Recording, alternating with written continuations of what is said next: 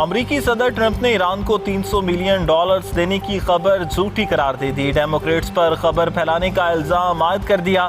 کہا ایران کے ساتھ معاہدے کے مثبت ثمرات آنے لگے، تیل سستا ہو گیا، اسٹاک اوپر جا رہی ہے، اپنے ہرمز کو جمعہ تک مکمل طور پر بحری آمد و رفت کے لیے کھول دیا جائے گا۔ امریکہ ایران مفاہمت کی یادداشت 1.5 صفحے پر مشتمل عام-سی دستاویز۔ امریکی نائب صدر جے ڈی وینس کہتے ہیں معاہدے کی تفصیلات مزید بات چیت کے دوران طے پا جائیں گی۔ ایران کو $120 ارب کے منجمد اثاثے جاری کرنا مسودے میں شامل نہیں۔ ایران کو تعمیر نو کے لیے $300 ارب کچھ شرائط کے ساتھ مل سکتے ہیں جو خلیجی اتحادی ملک دیں گے۔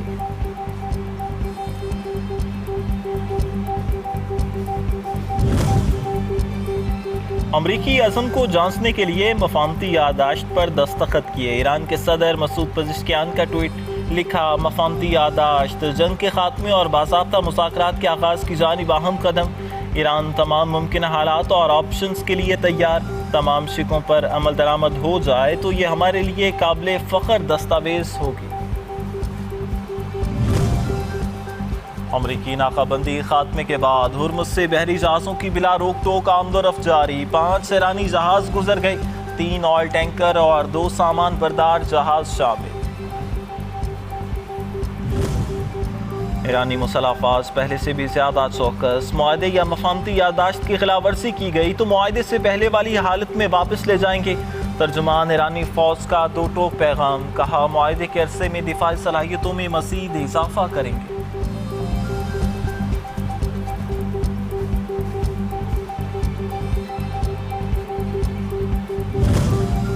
امید ہے ایران امریکہ معاہدے سے غزہ اور لبنان میں اسرائیلی جارحیت ختم ہوگی۔ معاہدہ علاقائی مسائل میں مثبت اثرات کا حامل ہوگا۔ فلسطین کی مزاحمتی تنظیم حماس کا رد عمل، فلسطینیوں کے خلاف نسل کشی، بھوک مسلط کرنے، جبری بے دخلی کی اسرائیلی جنگ جاری رہنے تک خطے میں امن نہیں ہو سکتا۔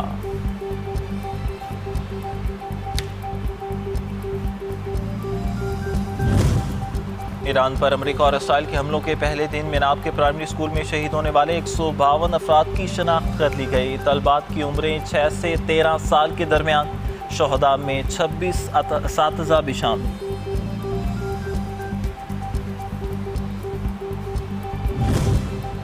ایران کو جوہری ہتھیار حاصل کرنے سے روکنے کے لیے جو ہو سکا کریں گے۔ اسرائیلی وزیر اعظم کی نئی بھڑک، ایران امریکہ ڈیل پر رد عمل دیتے ہوئے کہا معاہدے کے ساتھ بغیر ایران کبھی جوہری ہتھیار حاصل نہیں کر سکتا۔ لبنان کے قبضہ شدہ علاقوں سے انخلا نہیں کیا جائے گا۔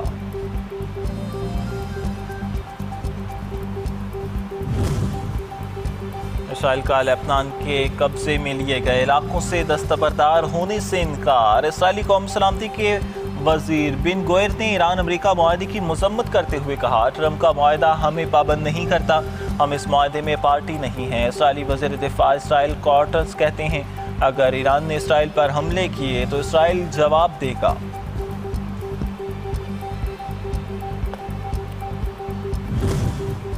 ریاست کیلیفورنیا میں واقع فضائی اڈے پر امریکی فضائیہ کا ایک اور B-252 بمبار طیارہ گر گیا، 8 افراد ہلاک۔ فوری طور پر وجوہات سامنے نہیں آ سکی۔ ابتدائی معلومات کے مطابق B-52 بمبار طیارہ مقامی وقت کے مطابق صبح 11:20 پر اڑان بھرنے کے کچھ ہی دیر بعد فضائی اڈے کے میدان میں گر گیا۔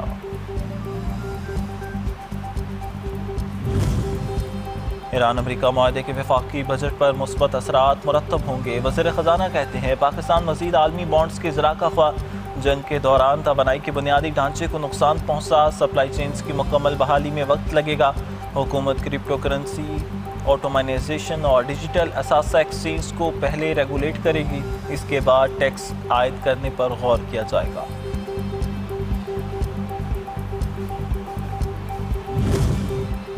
پنجاب حکومت کا 5131 ارب روپے کا بجٹ آج پیش کیا جائے گا۔ تنخواہ اور پینشن میں 7% اضافہ متوقع۔ ترقیاتی، سماجی اور فلاحی شعبوں کے لیے اہم اعلانات متوقع۔ صوبائی وزیر خزانہ میاں مشتبہ شجاع الرحمان بجٹ تقریر کریں گے۔ گزشتہ مالی سال 2025-26 کے لیے ضمنی بجٹ بھی پیش کیا جائے گا۔ امریکی حملے میں 3 بھارتیوں کی ہلاکت، مودی کی غیر متوازن خارجہ پالیسی پر بھارت کے اندر سے آوازیں اٹھنے لگی۔ عالمی جریدے دی گارڈین کے مطابق بھارتی مطالبے کے باوجود بھارتی ملاحوں کی ہلاکت پر امریکہ کا معذرت سے صاف انکار۔ مودی کے زیر اثر میجر جنرل بخشی امریکی حملے میں بھارتی شہریوں کی ہلاکت پر برہم۔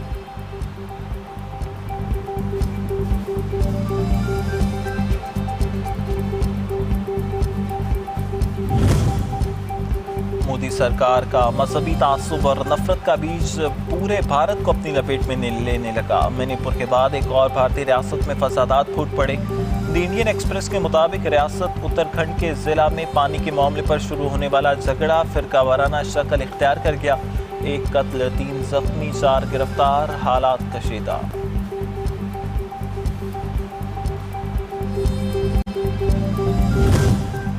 افغانستان میں دہشت گرد تنظیموں کی موجودگی علاقائی اور بین الاقوامی امن کے لیے سنگین خطرہ قرار۔ یورپی یونین کی نمائندہ خصوصی نے افغان سرزمین سے ہونے والی دہشت گردی کے خلاف پاکستان کے حق میں حمایت کر دی۔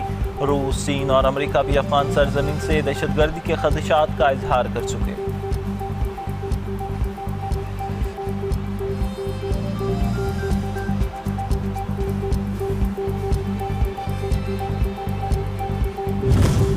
افغان طالبان رجیم میں جبر، دہشت گردی، معاشی بحران برقرار، انسانی حقوق کی سنگین خلاف ورزیاں جاری۔ افغانستان اپنے شہریوں کے لیے قید خانہ، دہشت گردوں کے لیے محفوظ پناہ گاہ، 80% آبادی مقروض اور 2 کروڑ 80 لاکھ افراد کا غربت کا شکار۔ امریکی جریدے فیئر آف روس نے آمرانہ نظام کو بے نقاب کر دیا۔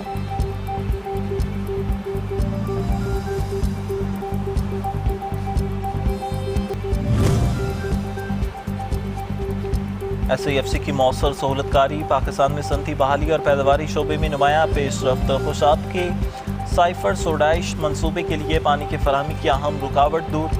گوادر نارتھ فری زون میں پوٹاشیم سلفیٹ کھاد کا پہلا یونٹ فعال، برآمدات کی منظوری حاصل کی گئی۔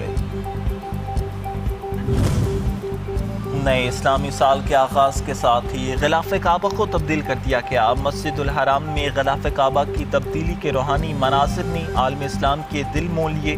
غلاف کی تبدیلی کا مرحلہ کئی گھنٹوں پر محیط رہا۔ لاکھوں زائرین معمول کے مطابق بیت اللہ کے گرد طواف اور عبادت میں مشغول رہے۔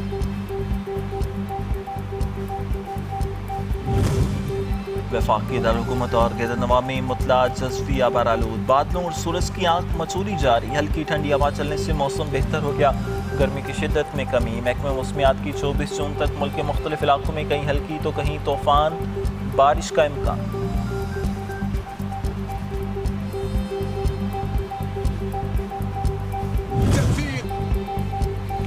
اور فیفا ورلڈ کپ 2026 میں نیا ریکارڈ، ایک روز میں کھیلے گئے 4 میچوں میں کوئی بھی ٹیم فاتح قرار نہ پا سکی۔ تمام میچ برابر رہے۔ سعودی عرب اور یوراگوئے، مصر اور بیلجیم کا میچ 1-1 گول سے برابر۔ اسپین پہلی مرتبہ فیفا کھیلنے والی ٹیم کیپ وردی کو شکست نہ دے سکا، دونوں ٹیمیں کوئی گول نہ کر پائیں۔ ایران اور نیوزی لینڈ کا میچ 2-2 گول سے برابر رہا۔